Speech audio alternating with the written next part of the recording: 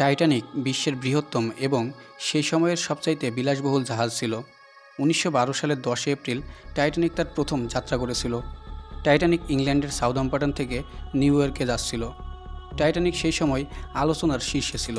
বিশ্বের বিভিন্ন সংবাদ মাধ্যমে টাইটানিকের সংবাদ স্থান করে নেয়। টাইটানিকের আলোচনার শীর্ষে আসার বেশ কিছু কারণ ছিল, যেমন এই টাইটানিক জাহাজটি তখন পর্যন্ত পৃথিবীর ইতিহাসের সবচেয়ে বড় এবং বিলাসবহুল জাহাজ ছিল, এবং এই টাইটানিক জাহাজটি যারা তৈরি করেছিল তারা দাবি করেছিল যে এই জাহাজটি কখনো ডুববে না। এমনকি তারা দাবি করেছিল যে এই জাহাজটি সৃষ্টিকর্তাও ডুবাতে পারবে না। কিন্তু ১৯১২ সালের ১৫ই এপ্রিল অর্থাৎ টাইটানিকের যাত্রার ৫ দিনের মাথায় বিশ্বের শীর্ষ আলোচিত টাইটানিক একটি বরফের সাথে ধাক্কা খেয়ে ডুবে যায় এবং তার সাথে সমুদ্রের গভীরে হারিয়ে যায় প্রায় ১৫০০ জন তাজা প্রাণ। সেই সাথে টাইটানিক ডুবি স্থান করে নেয় পৃথিবীর ইতিহাসের অন্যতম ভয়াবহ ট্র্যাজেডি হিসেবে। তবে আজও এই জাহাজডুবির রহস্যগুলি আমাদের সামনে উন্মোচিত হয়নি। টাইটানিকের ঘটনাটি আজও আমাদের মনে রহস্যের সৃষ্টি করে। তাই আজকের ভিডিওতে আমি আপনাদেরকে টাইটানিক ট্র্যাজেডির পেছনের অজানা কাহিনী সম্পর্কে জানাবো।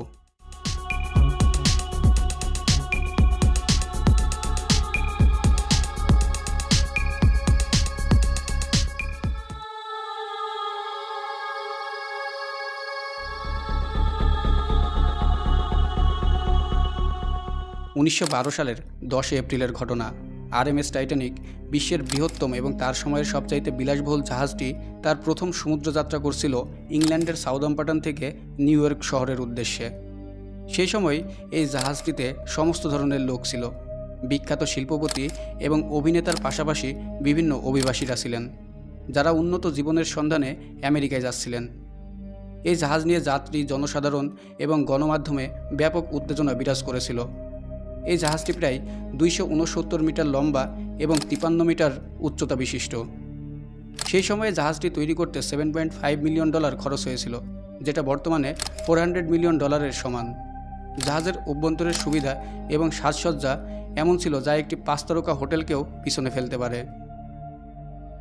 তাছাড়া এই টাইটানিক নির্মাণে যে ধরনের নিরাপত্তা বৈশিষ্ট্য ব্যবহার করা হয়েছিল তাতে ধারণা করা হয়েছিল এই জাহাজটি কখনোই ডুববে না। এটি এমন একটি জাহাজ ছিল যা কখনোই ডুবতে পারে না। এই জাহাজটি খুবই নিরাপদ ছিল। যেই কোম্পানি এই জাহাজটি তৈরি করেছিল তার নাম ছিল হোয়াইট স্টার লাইন। এই কোম্পানির ভাইস প্রেসিডেন্ট এই বিষয়ে এতটাই আত্মবিশ্বাসী ছিলেন যে তিনি টেলিভিশনে জনতার সামনে এসে বলেছিলেন যে এই জাহাজটি কখনোই ডুববে না।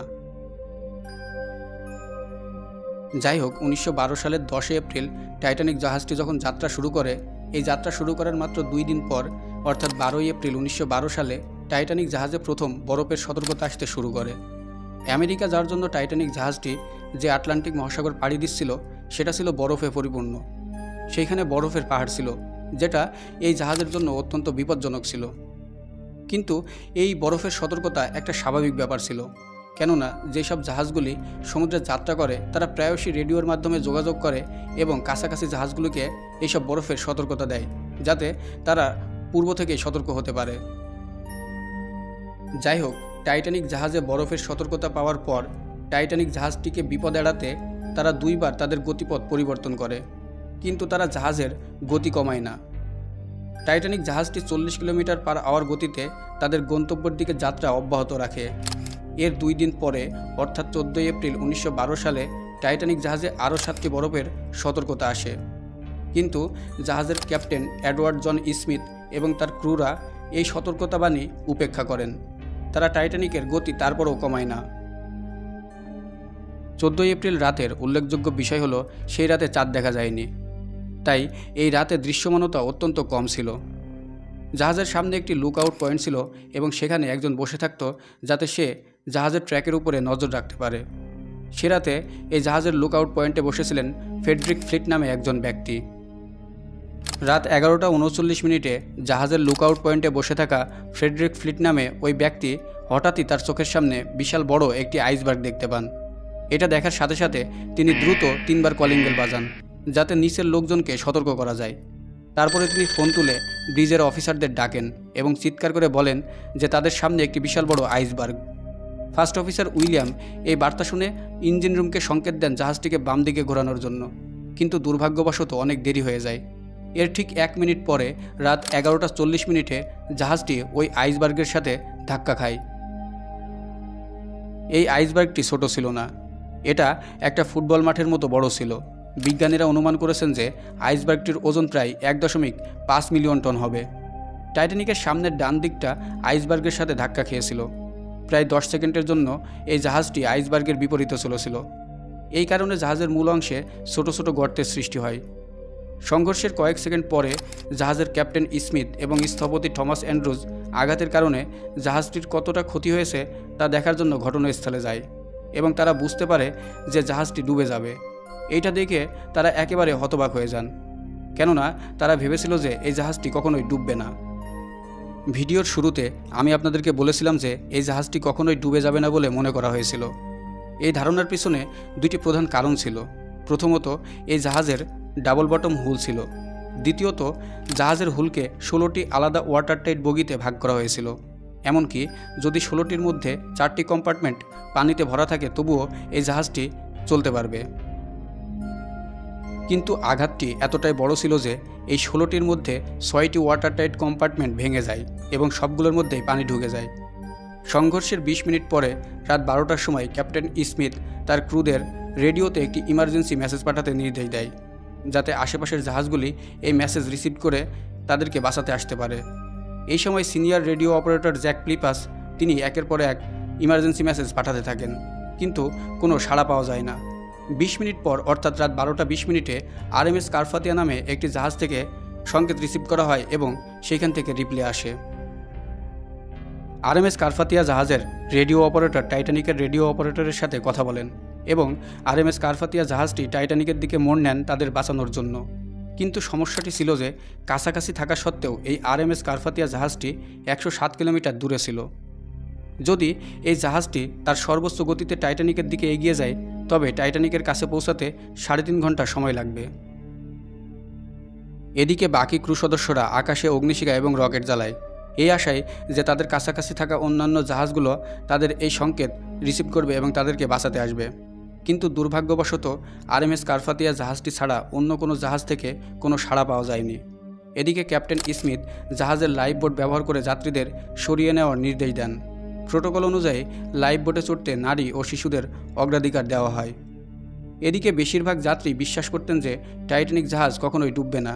এই কারণে প্রথম যে লাইফ বোটটি নেমেছিল তার ধারণ ক্ষমতা ছিল 65 জন, কিন্তু এই লাইফ বোটে গিয়েছিল মাত্র 28 জন। ধীরে ধীরে যাত্রীরা বুঝতে পেরেছিল যে এই জাহাজটি সত্যিই ডুবে যাবে।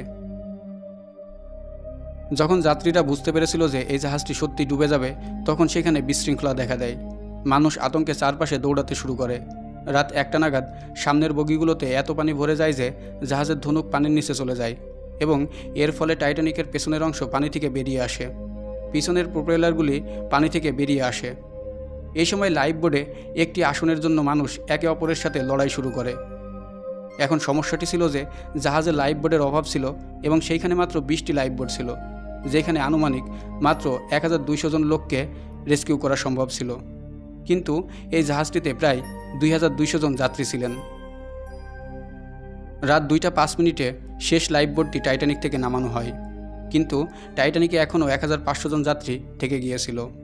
এই বিশৃঙ্খলায় কিছু লোক লাইফ বোটে তাদের জায়গা ছিনিয়ে নেওয়ার জন্য চেষ্টা করেছিল, কিন্তু কিছু লোক তাদের ভাগ্য মেনে নিয়ে জাহাজেই থেকে যায়। শেষটা ছিল একদমই বিশৃঙ্খল। সবাই কাঁদছিল, প্রার্থনা করছিল। প্রত্যক্ষদর্শীদের মতে প্রায় 2:20 নাগাদ জাহাজটি দুটি ভাগে ভাগ হয়ে যায় এবং তারপর ধীরে ধীরে ডুবতে শুরু করে। ডুবে না যাওয়া জাহাজটি ডুবতে 3 ঘন্টাও লাগেনি। জাহাজে থাকা 1500 জনের মধ্যে সবাই জাহাজের সঙ্গে ডুবে মারা যায়, অথবা যারা সাঁতার জানত তারা হাইপোথার্মিয়ায় মারা গিয়েছিল। পানির তাপমাত্রা ছিল -2 ডিগ্রি সেলসিয়াস। আপনি যদি এই তাপমাত্রায় পানিতে পড়ে যান তবে আপনি হাইপোথার্মিয়ার কারণে কয়েক মিনিটের মধ্যেই মারা যাবেন। কথিত আছে যে টাইটানিকের ক্যাপ্টেন এডওয়ার্ড জন স্মিথ শেষ পর্যন্ত জাহাজেই ছিলেন এবং জাহাজের সাথে ডুবে মারা গিয়েছিলেন। আবার কেউ কেউ মনে করেন তিনি আত্মহত্যা করেছেন। এদিকে আরএমএস কারপাথিয়া জাহাজটি টাইটানিককে বাঁচানোর জন্য ঘটনাস্থলে পৌঁছায় রাত 4টার সময়। ততক্ষণে অনেক দেরি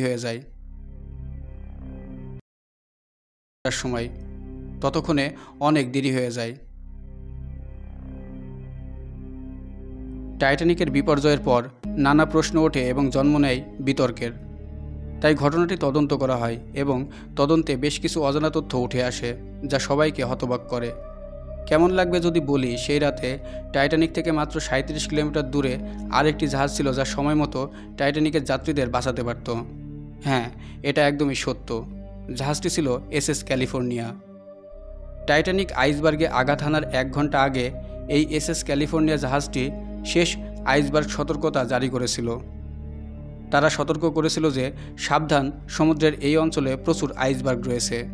এরপর রাত 11:15 ক্যালিফোর্নিয়া জাহাজের রেডিও অপারেটর রেডিও বন্ধ করে ঘুমিয়ে পড়েন।